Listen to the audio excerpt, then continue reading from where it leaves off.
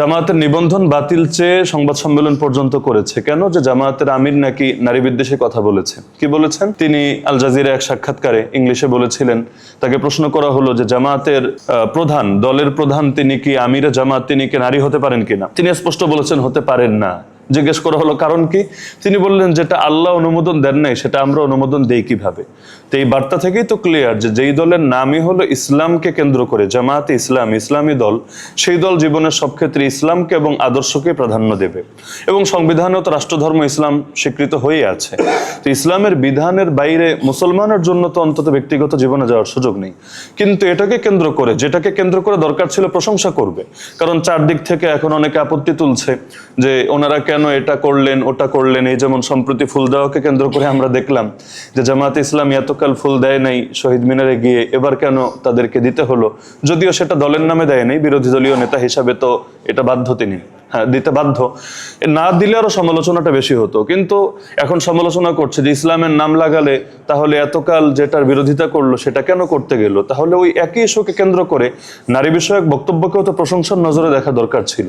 কারণ আল্লাহ এবং তার রাসূলের বাইরে যাওয়ার সুযোগ মুসলমানদের কোথায়? তো যাই হোক, আলোচনা সমালোচনা থাকবে, কিন্তু আমি মনে করি এই সমালোচনাগুলোই আরো বেশি এগিয়ে দিবে ইনশাআল্লাহ। ওয়ালা ইয়াখাফুনা লাওমাতা লাইম, মুমিনের 6 গুণের একটা গণিত এটা। তারা কোনো নিন্দুকের নিন্দাকে পরোয়া করে না, আর নিন্দুকের নিন্দাকে পরোয়া করলে আবু তালেব ছাড়া পরিণতি আর ভিন্ন কিছু হয় না। আজকে আলহামদুলিল্লাহ একটা নতুন জিনিস আমি জানলাম এখানে এসে, মুফাসসির জোনের এই ঢাকা মহানগরী উত্তরের এখানে এসে।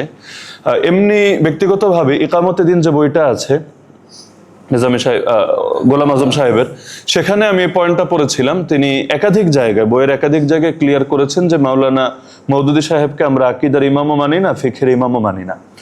তো যার কারণে তার কোনো লেখা নিয়ে সমালোচনা করতে হলে ব্যক্তি মওদুদী সমালোচনা করেন, এটা দলের উপর কেন চাপান যেটার সঙ্গে দল একমত না?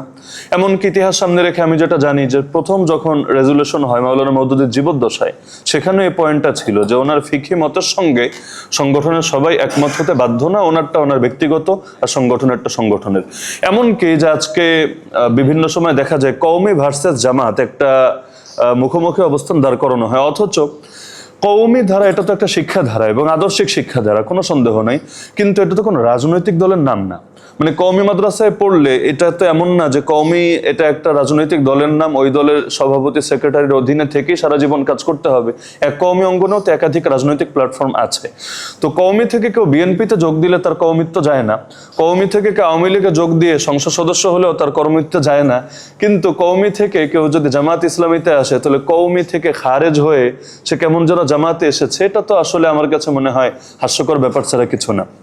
এমনকি মাঝে মাঝে স্লোগান দেওয়া হয় আপনাকে সামনে রেখে ইসমতে আম্বিয়া আদালতে সাহাবা, মানে হলো কেমন যেন আপনি ইসমতে আম্বিয়া মানেন না, আদালতে সাহাবা মানেন না, অথচ কে মানে না?